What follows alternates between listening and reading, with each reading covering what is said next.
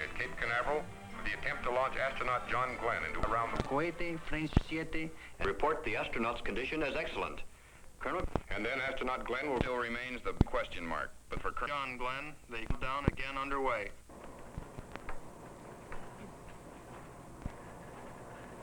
Minute de départ de l'astronaute américain. Contare tutti per l'astronauta americano John Glenn, Cabo fuori. Is our witness. The countdown begins at Cape Man's greatest adventures.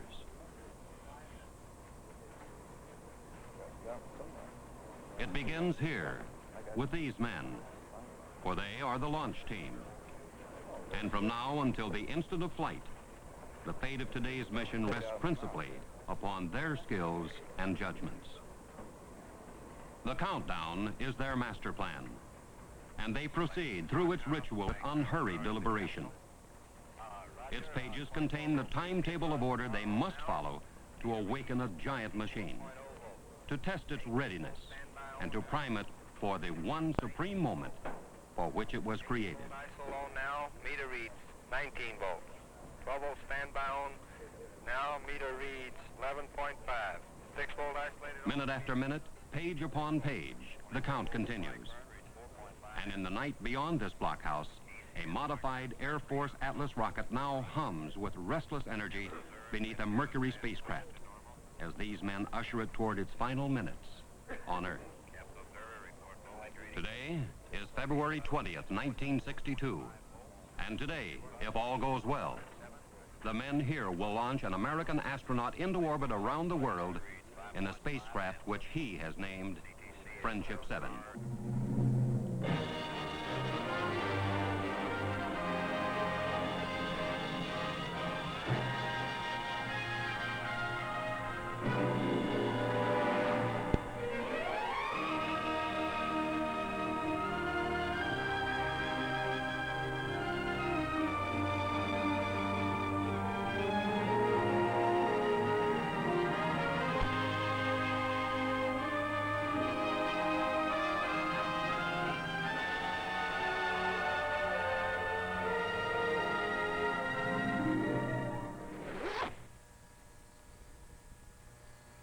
Friendship 7 waits its pilot, and the pilot has waited 3 years for this day. 3 long of training, of waiting. And his name is John Glenn.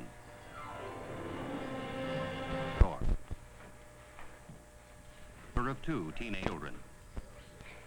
Glenn has been a pilot over half of his 40 years, has flown in 2 wars, and is a veteran test pilot who 5 years earlier established a transcontinental flight record as the first man to average supersonic speeds across America.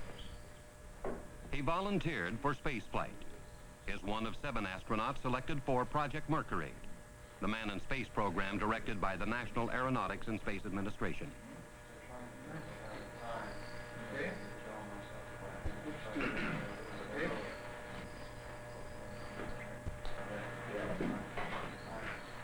Mates have pioneered the way into space for Glenn. Astronauts Alan Shepard and Virgil Grissom tested the Mercury spacecraft on trailblazing suborbital missions, proving the equipment and pushing the program to the threshold of orbital flight. And now, it's Glenn's turn. ready for pressurization. Glenn falls the challenge of man's next advance into space, for he has been chosen to cross the threshold gained by Shepard and Grissom and to orbit the world. So the countdown continues for John Glenn, and it continues beyond this room for friendships, and it continues this moment around the world.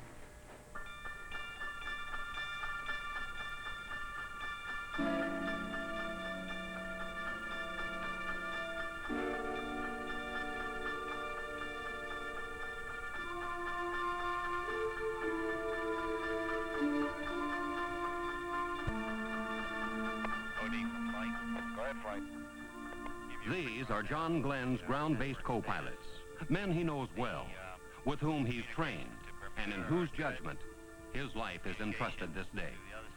They are the flight controllers, and from the Mercury Control Center, within view of the launch complex, They make the decisions, issue the commands that will govern the course of the mission. To these men throughout the flight will flood the facts needed for decision. The scope of their responsibility of the entire operation defies comprehension. Now, this very instant, the countdown for flight continues around the world, on 3 continents, on islands, in ships and planes, in lands where it's summer and tomorrow is near, in lands where it's winter, and this day is just beginning. Roger, how about you, recovery? Recovery's go. Roger, recovery. Roger, CTC, Mercury control sirens go.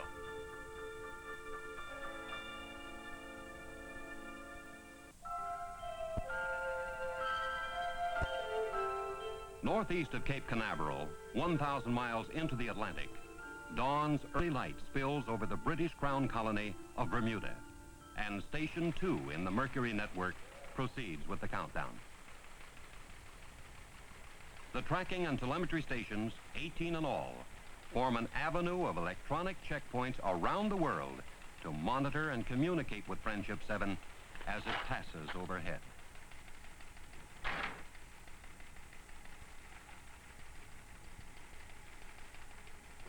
Okay, this is Bermuda. Okay, this is Bermuda. Roger. Telemetry, M&O. If radar is the eyes of the station, then telemetry is the ears. Each second, telemetry will hear and record nearly 2,000 items of information radioed down from Friendship 7. And in the months to come, engineers and scientists will find in telemetry records the answers needed for the bolder space explorations of the future. Displays and recorders have been calibrated. Roger, thank you. Flight, this is M&O. Go ahead, M&O. All subsystems status green. Roger, M&O. Understand all systems green.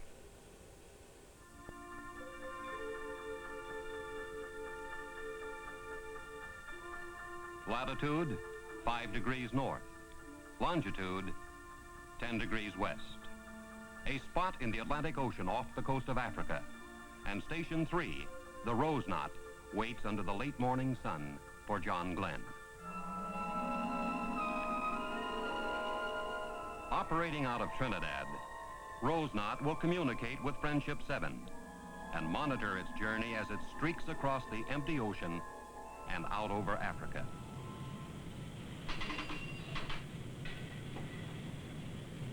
Operation, this is Bridge. We're proceeding at slow speed at about 5 knots. The course is 198 through, over.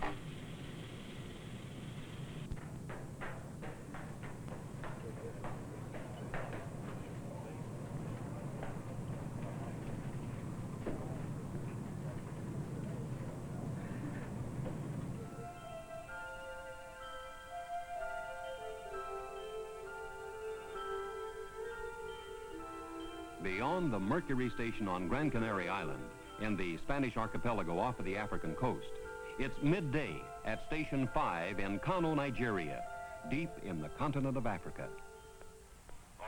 Flight data recorded here at Kano and at Zanzibar on Africa's east coast will relay through this transmitting station to London and then on to America.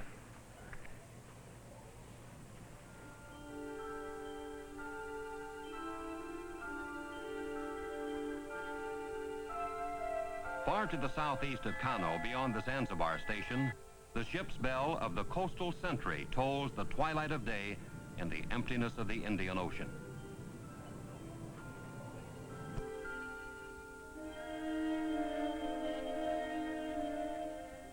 To the east, some 2,500 miles from the coastal sentry, dusk blankets the network's 8th station at Mouchet, near Perth, Western Australia, halfway around the world from Cape Canaveral. And the printout, code display. Okay, that's fine. Let's just tweak it up on here. Today, February 20th, is fast fading over the Australian tracking sites at Mouchet and Woomera. And when Glenn arrives, tomorrow will greet him But north and east across the Pacific, far beyond the Mercury station on the coral atoll called Canton Island, February 20th is just minutes old on Hawaii's garden island of Kauai. And there, men prepare for the arrival of Friendship 7. On board site and ready for a 165 check. All Roger. Transmitter is good. All Roger. Eastward again, deeper into the day that will soon awaken over the Americas. Eastward to the Gulf of California and to the Mercury station at Guaymas, Mexico.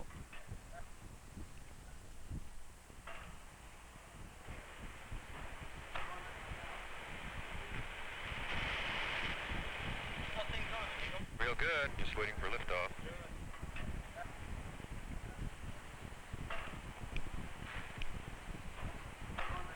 MNOTM, status green. Proceeding with pre-pass calibrations.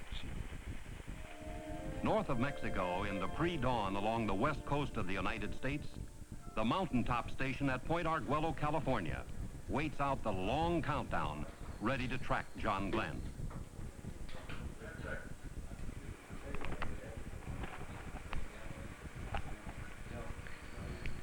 Roger, Ike 8. What is the present count? Roger. Southeast now, to the farmlands of Texas, where the station at Corpus Christi continues its preparations for flight. Guaymas, Cal, in Texas, please. Affirmative. Roger. All systems, would you please commence pre-flight calibrations at this time since the countdown is progressing normally? Advise me when you have completed them. Far to the north and east of Corpus Christi beats the heart of the worldwide Mercury network, the computing and communication center that bonds it into a working entity. This is the Goddard Space Flight Center in Greenbelt, Maryland. Through here funnels the voice and teletype communications that link the global stations to Mercury control. The computers enable men to reach judgments within the flashes of time allowed for control of a spacecraft that moves faster than a brain can react.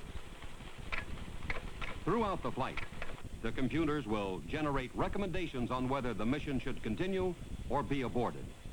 They will determine locations of the spacecraft, the time it should begin re-entry, the point at which it will land. And the most vital of these findings will be transmitted instantaneously to Cape Canaveral.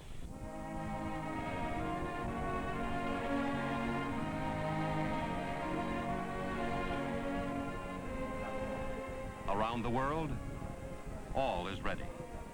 The men, the stations, the space vehicle. And now reporters learn from the astronaut's information officer if the most vital of all elements is ready, the man himself, John Glenn.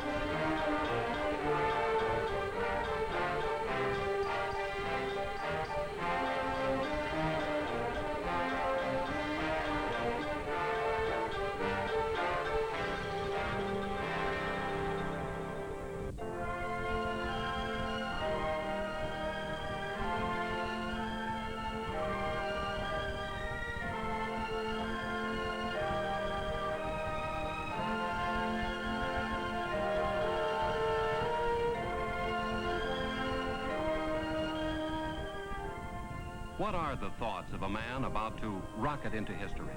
Glenn is the astronaut, the man who will challenge space. But he is just one member of an international scientific endeavor that requires the genius and skills of some 40,000 other men and women scattered throughout the world.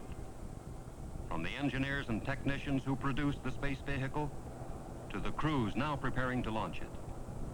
From the tracking experts who will chart his voyage around the globe to the sailors now waiting at sea to recover him.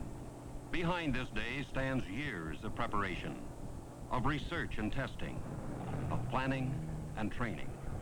And the purpose of it all is knowledge. Knowledge of space and of how effectively man and spacecraft can function together in its hostile environment. Knowledge that will serve as the basis for space explorations of the future. Hard-won knowledge of benefit to all men, bought by sacrifice and dedication and courage.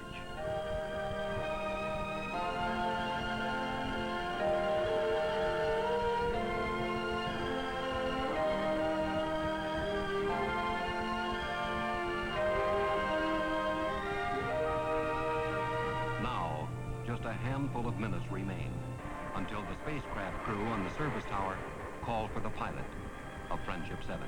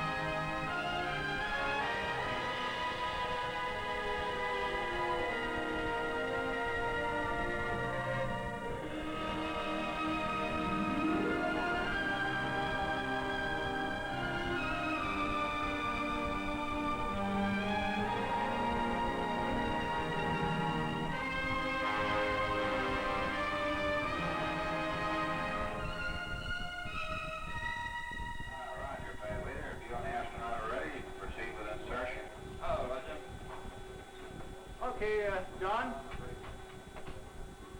Go ahead.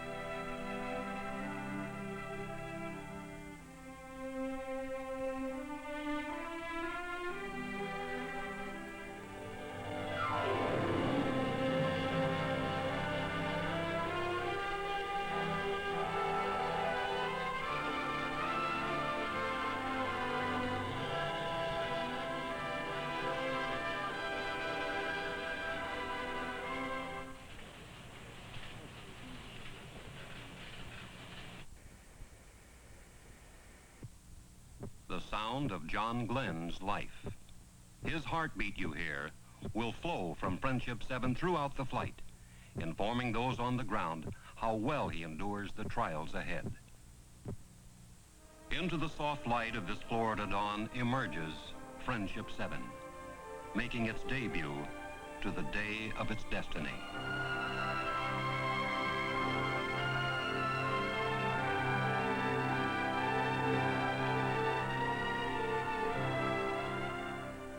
the Mercury Atlas stands alone, waiting to depart this Earth.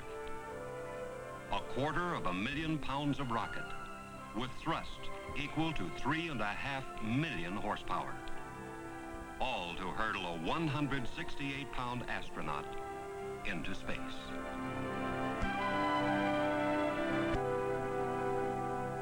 All stations, gantry is in launch position. AMR, CNS band beacons are on. Start interrogation in 1 minute. The countdown sweeps closer to the moment at the Cape, and around the world ready themselves to aid the astronaut. Above all else, John Glenn's safety is paramount, the dictating factor in all planning. Never in all of history have so many people shared, without censorship, an adventure of such magnitude. Through all news media in all languages, all the peoples of the world are witness to this exploration of space, to its success or failure.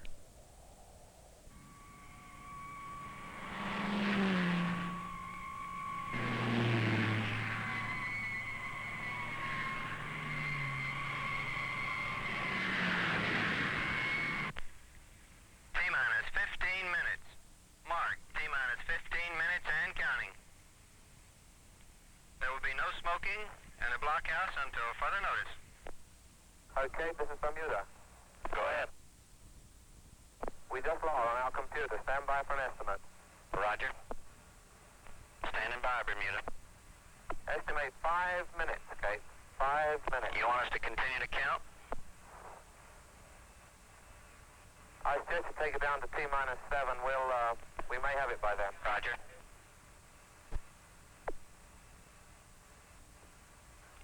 You want us to hold, Bermuda? We would like to hold at 7 and rerun a beast sim. We lost our main power on the computer, and we just want to check that nothing else has gone wrong. What do you estimate? Somewhere between 5 and 10 minutes, Cape. Can't you expedite? Make it 5. All stations are holding at 6 minutes and 30 seconds. Estimate 5 minutes.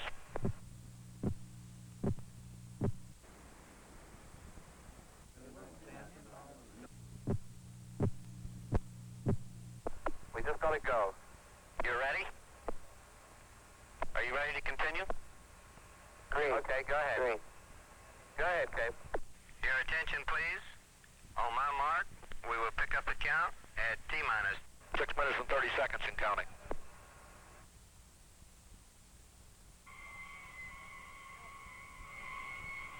The time nears, and soon, this Earth path indicator in the capsule will begin showing John Glenn his changing positions above the world.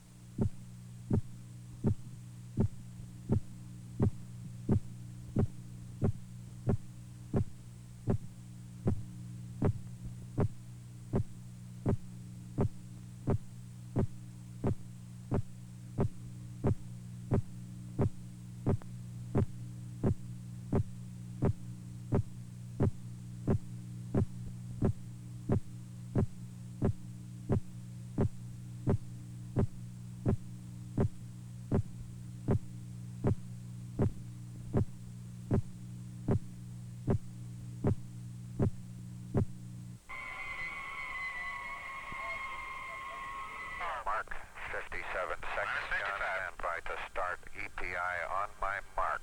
Roger. Minus 50. 3, 2, 1, mark. Roger, EPI is minus 45. Minus 40. Status check, pressurization. Locks tanking. Have a blinking high level light. You are go. Water systems. Go. Range operations. Mercury capsule. Go. All pre-start panel lights are correct. The ready light is on. Eject Mercury umbilical. Oil evacuate. Mercury umbilical clear. Mercury evacuate. Lights on. All recorders to fast. T-minus 18 seconds and counting engine start. May the wee ones be with you, Thomas. Good Lord, ride all the way. Godspeed, John Glenn. 10, 9, 8, 7.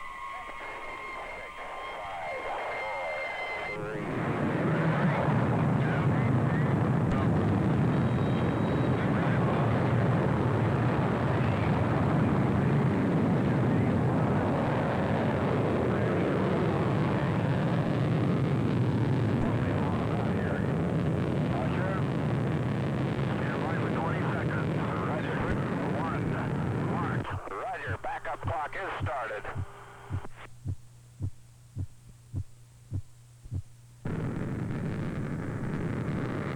Fuel 102, 101, oxygen 78, 100, amps 27. Roger, loud and clear, flight path is good, 69.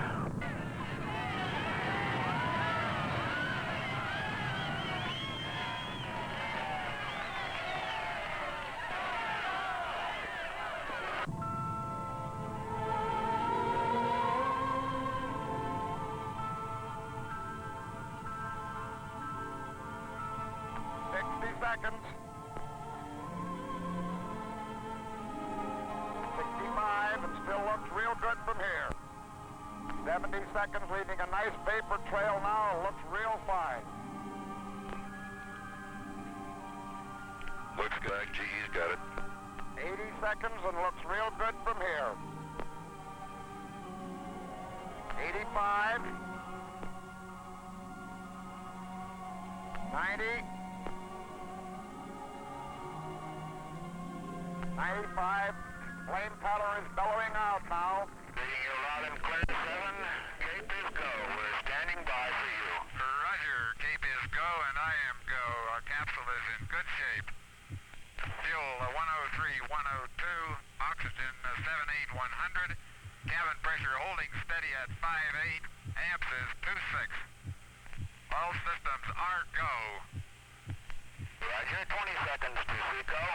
Seco, sustainer engine cutoff. The moment when the final Atlas engine will shut down. When Friendship 7 should separate from the booster rocket and begin orbital flight.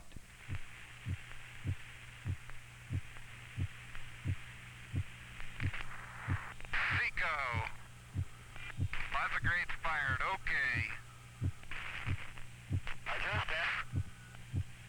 Roger, 0G, and I feel fine. Capsule is turning around. Oh, that view is tremendous.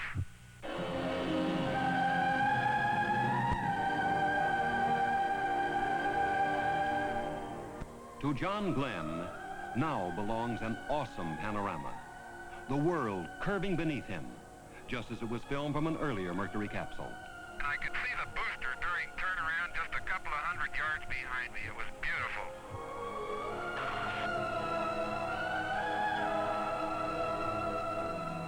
Roger, 7. You have a go. At least 7 orbits. Friendship 7 can see clear back a big cloud way back across toward the Cape. Beautiful sight.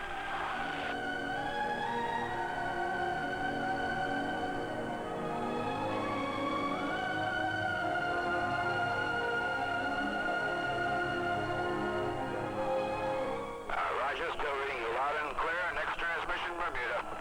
Roger, understand. Next transmission, Bermuda.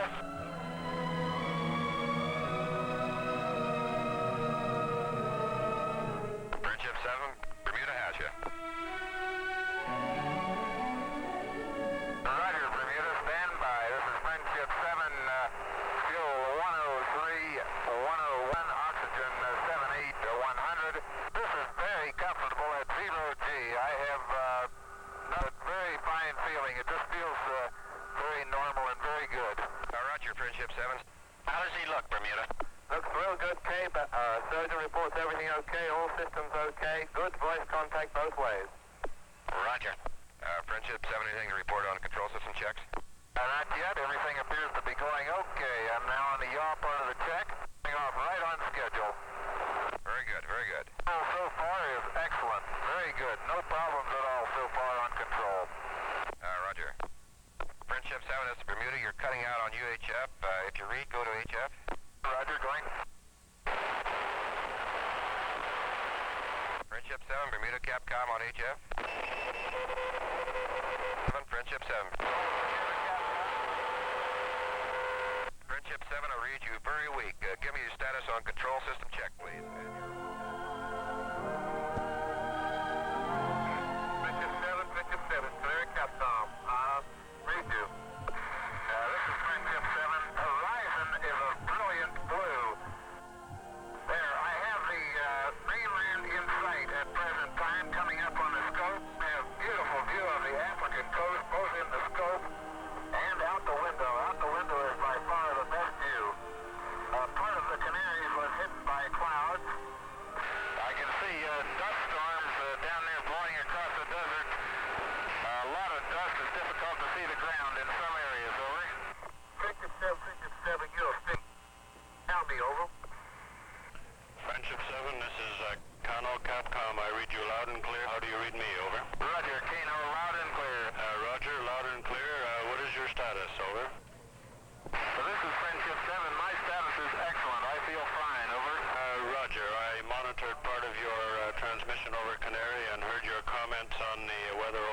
We've had dusty weather here, and as far as we can see, a lot of this part of Africa is covered with dust. So just exactly the way it looks from up here, too.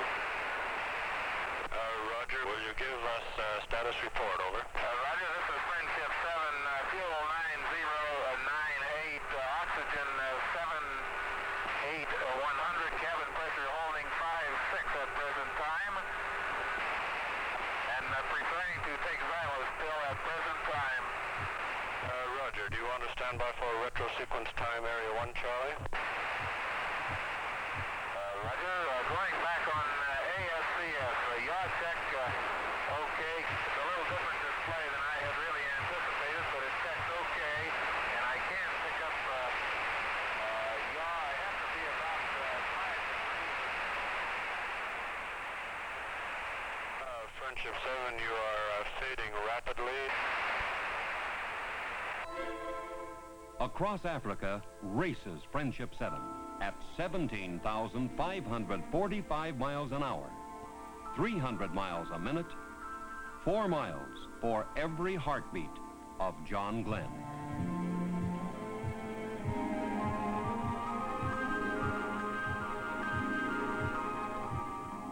Friendship 7 streaks through the night of tomorrow and races toward the dawn of yesterday. Above the Indian Ocean flashes Friendship 7, far beyond human sight, seen only by the electronic instruments of the coastal sentry as she records the lightning passage of the man in space.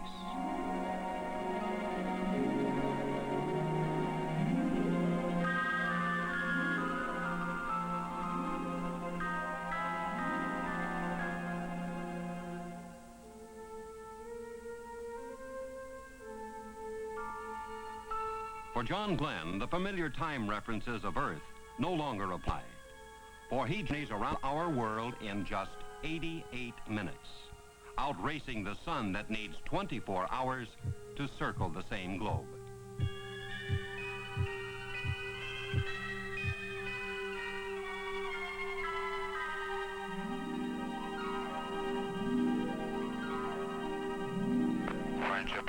Friendship 7, this is Musée Contact.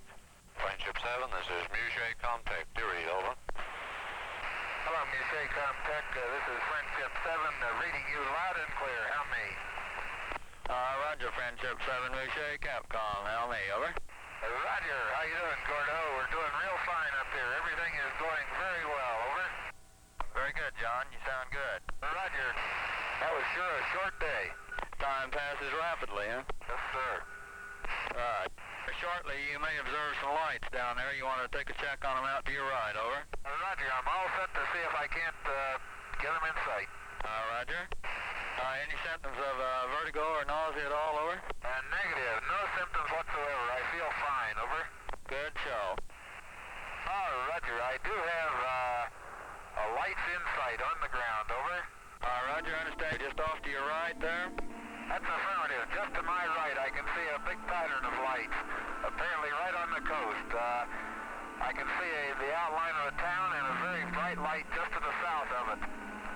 Roger, that's Perth and Rockingham you're seeing there. Roger, the lights show up very well, and thank everybody for turning them on, will you? Roger, sure will, John.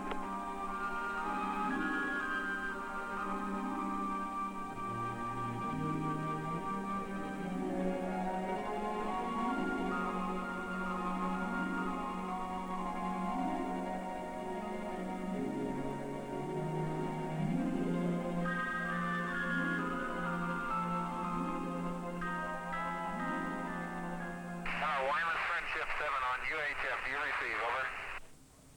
Roger, Friendship 7, loud and clear. Over. Roger, this is Friendship 7, loud and clear with you also. Are we still go from control center? Over. Roger, we're still go. Roger, Friendship 7. All systems are go in the capsule. Friendship 7, Grimus, if you have a chance, could you give us a blood pressure check? Over. Roger, Friendship 7, we'll give blood pressure check. I still have some of these particles that I cannot identify coming around the capsule occasionally, over. Roger, how big are these particles? Over. Very small. I would indicate they're of the order of a 1/16 of an inch or smaller. They drift by the window, and I can see them against the dark sky. Just at sunrise, there were literally thousands of them. It looked like just a myriad of stars. Over.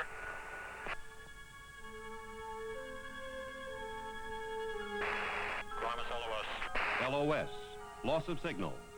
Guaymas has lost contact, and Friendship 7 streaks home, an unseen comet darting across the land of its origin. Canaveral contact, how do you copy, over? Friendship 7 to Canaveral, read you loud and clear. How me, over? Roger, Friendship 7, Canaveral contact, reads loud and clear. Stand by for Capcom, please. Roger. Roger, still reading you. 7, this is Cape Canaveral now. Roger, this is Friendship 7. Friendship 7, this is Bermuda Capcom. Roger, this is Friendship 7. I'm controlling fly-by-wire present time. I have no left jaw low thrust. Minor trouble aboard Friendship 7. A malfunction in the automatic control system was caused in like fashion, away from its proper flight attitude. But Glenn is overriding the faulty system, and now manually controls Friendship 7 on fly-by-wire, directing its movements by hand control, much like a pilot flies a plane. On fly-by-wire at present time. Understand? Friendship 7, this is Kano Capcom standing by. Hello, Kano. Friendship 7, we have telemetry solid and check all your systems out okay. We'll remind you to start pre-dark side checklist as soon as you lose contact with us. Roger, Friendship 7. Friendship 7, Friendship 7, this is Muget contact. Friendship 7, this is Muget contact. Do read, over. Okay, this is Friendship 7 to me. Roger, Friendship 7, Muget Capcom. Will you confirm that your landing bag switched position, over? That is affirmative. Landing bag switch is in the center off position. Roger, you haven't had any banging noises or anything of this type at higher rates? Negative. Roger, they wanted this answer. Masked behind that routine report, the first hint of potential disaster. It came when astronaut Cooper relayed a request from Mercury Control, asking Glenn to check the status lights for the capsule's landing impact bag. Glenn reports status normal. Are now receiving an ominous chilling signal, an indication that the heat shield on Friendship 7 seems to have come loose. Friendship 7, Hawaii contact. Hawaii, Friendship 7, over. Friendship 7, this is Hawaii Capcom. Do you still consider yourself go for the next orbit? Affirmative. I am go for the next orbit. Roger, understand. MCC confirms that they are go at the present time for third orbit. Friendship 7, this is California contact. California contact, do you read? Over. Hello, California contact, Friendship 7, loud and clear. How me? Roger, Friendship 7, this is California Capcom. Read you loud and clear, John. All right, much better now, Wally. Very good. John, the Aeromeds are real happy with you. You look real good up there. All right, fine. Glad everything's working out. I feel real good, Wally. No problems at all. Good show. We're real pleased to let you goodbye this time. We'll see you next time around. This is Mercury Control. We now have a contact with our Guaymas, Mexico station and with the Corpus Christi, Texas tracking station. The Friendship 7 spacecraft is now committed to its third orbit. This is Mercury Control. In Mercury Control at Cape Canaveral, a decision must be made, and soon. The signal pulsing down from Friendship 7 indicates still that the heat shield is loose. Could the signal be erroneous? There is no way to tell. But if it's true, then John Glenn could perish in a searing inferno when he plunges back into the atmosphere. The rockets that slow the spacecraft and head it back toward Earth are strapped over the shield. If they were left on after retrofire, instead of being jettisoned as in normal re-entry, then their straps might hold the shield in place before they burn off. They might possibly save Glenn from the 3,000 degrees of re-entry heat until he's deep enough into the atmosphere for its force to hold the shield in place. But the decision must be made soon.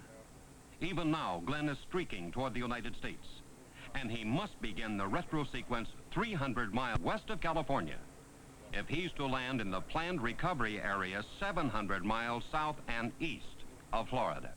We'll give you the countdown for retro sequence time, John. You're looking good. Roger, we only have 50 seconds to retrograde, over. That's a firm. I'll give you a mark, 45 mark. California, this is Cape Flight. Go ahead, Cape Flight. We'd like to leave the package on at least through Texas. So tell him to keep his retro jettison switch off. John, leave your retro pack on through your pass over Texas. 20 seconds. Roger.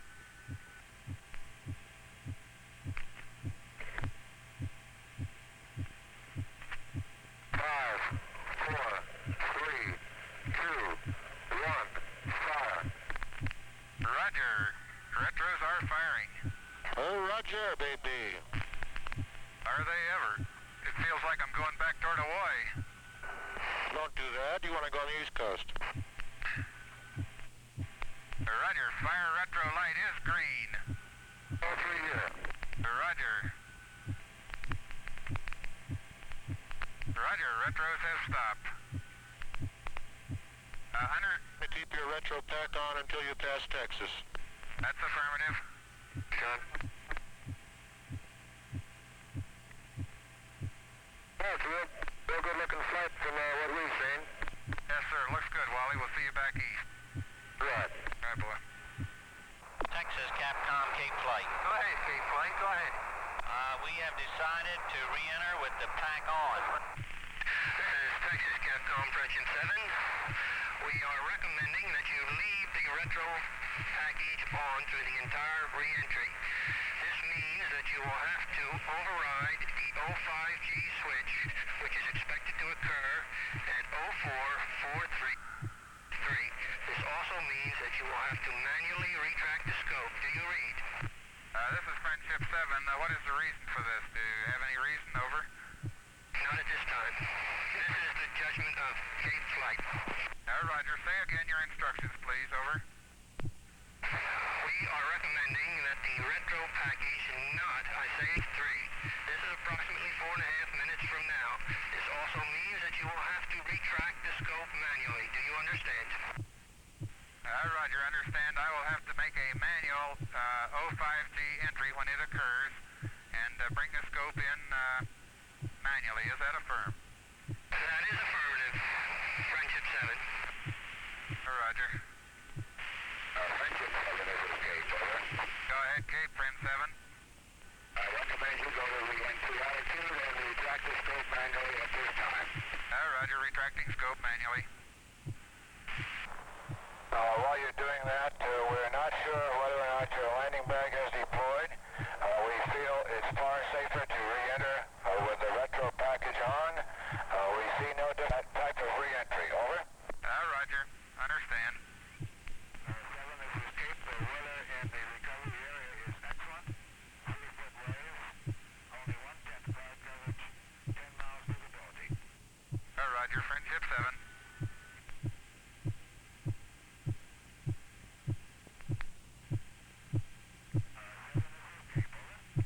Go ahead, Cape. You're going out. We recommend that you...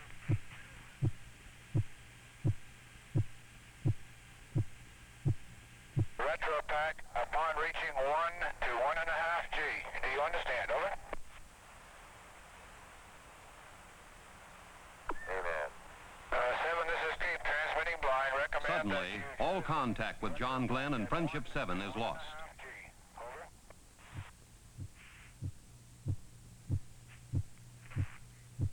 This is Friendship 7. I think the pack just let go. Friendship 7, this is Cape. Do you read? This is Friendship 7. A real fireball outside. 7 is Cape. Transmitting blind. Hello, Cape. Friendship 7. Over. 7, this is Cape. Do you read? Over. The furnace-like heat of re-entry has created a barrier of ionization around Friendship 7, halting all voice communication.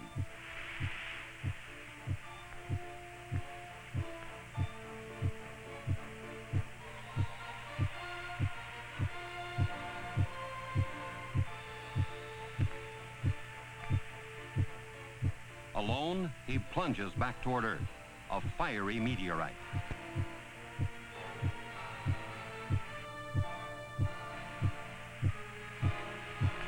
Hello, Cape, Friendship 7, over.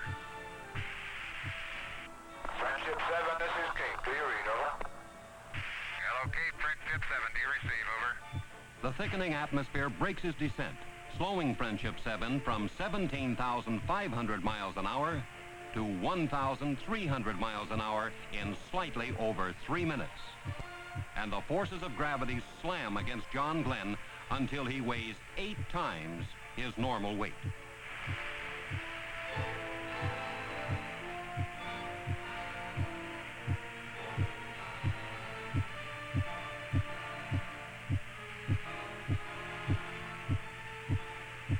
Okay, Friendship 7, do you receive, over?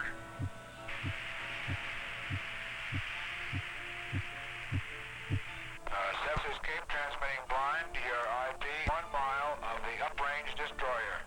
Voice call is Head.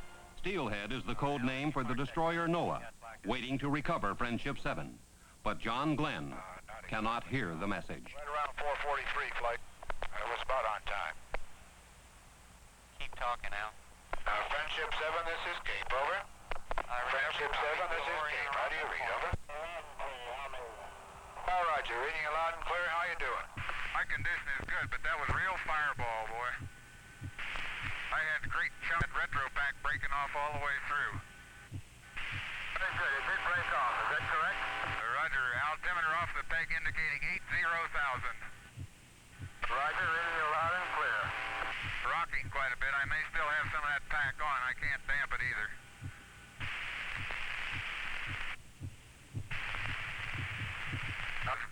Seven, that's the coast entrance set. Over.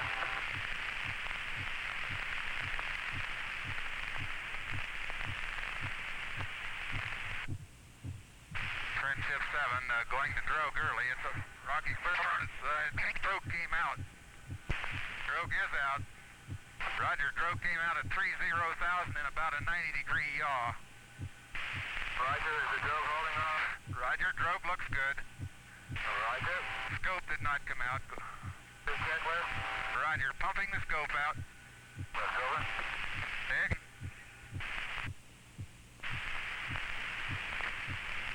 Your re-entry checklist complete. Standing by at 10. Roger.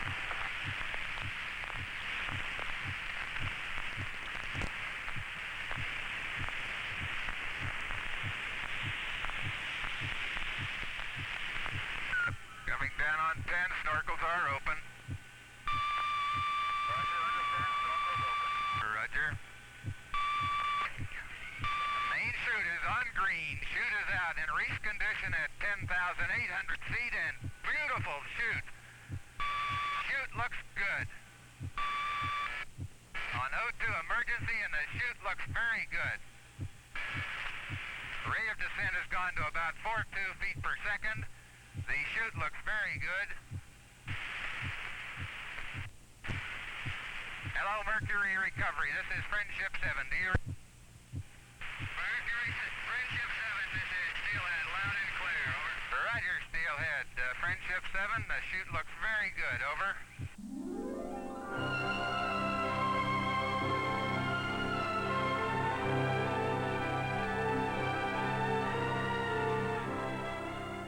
Home is the Voyager.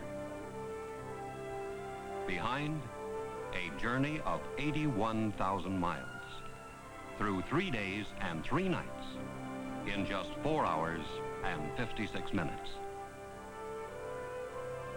At 3:04 p.m. Eastern Standard Time, Friendship 7 comes to rest aboard the United States destroyer Noah, and John Glenn returns to the people of Earth. A change of clothes, a breath of cool air, a short debriefing. Then, Glenn leaves the Noah, heading for the aircraft carrier Randolph, under the golden splendor of his 4th sunset of the day.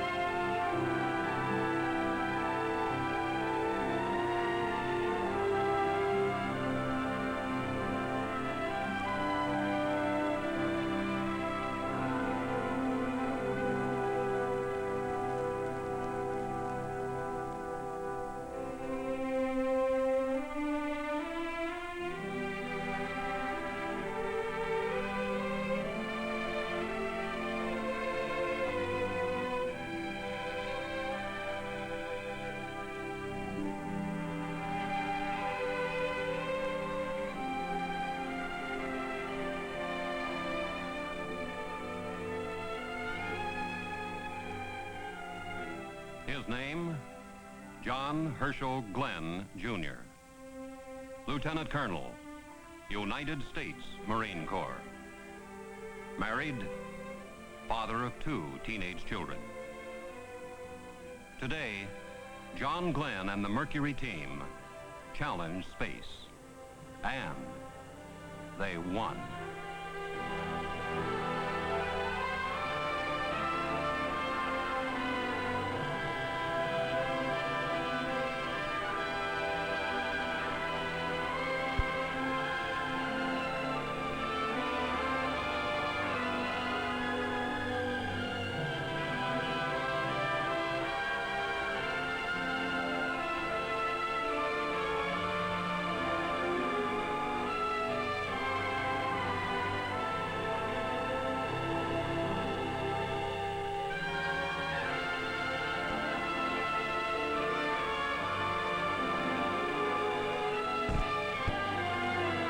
John Glenn dared space.